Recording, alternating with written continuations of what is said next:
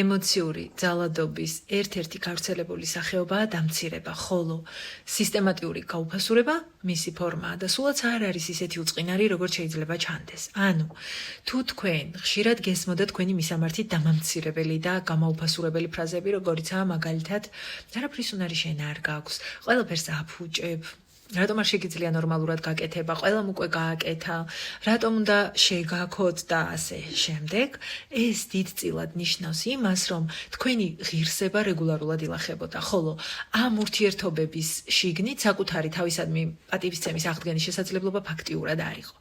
ასეთ სისტემაში კარგად გაკეთებული საქმე თითქოს თავისთავად ნაგულისხმებია, ხოლო შეცდომები გამოიყენება იმის დასადასტურებლად, რომ ადამიანი სუსტია, ნაკლოვანია და პატივისცემას არ იმსახურებს. გაუფასურება ყველაზე ხშირად საკმაოდ ახლო ურთიერთობებში ხდება მშობელთან, პარტნიორთან, მეგობართან, მასწავლებელთან, უფროსთან და ზოგადადაც გაუფასურება განსაკუთრებით დამანგრეველია სიახლოვის, ნდობის და ძალაუფლების შემცველ ურთიერთობაში. თუ ასეთი მოპყრობა იყო სისტემატიური და მნიშვნელოვანი უფროსებისგან მოდიოდა, ასეთი ბავშვის დამოკიდებულება საკუთარი თავისადმი ღირსების გრძნობა და საკუთარ თავზე დაყრდნობის უნარი იკარგება, ნორმის ცნება იშლება, ხოლო საკუთარ თავთან გაუფასურების გზით კომუნიკაციის წესი რჩება.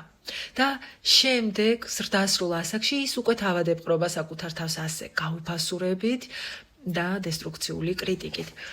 აძლევს თავს мотивაციას აი ამ გზით და მეტ ეფექტურობას სწორედ დამცირების გზით აღწევს. რა თქმა უნდა, აქედან საბოლოოდ არანაირი კმაყოფილება არ დგება.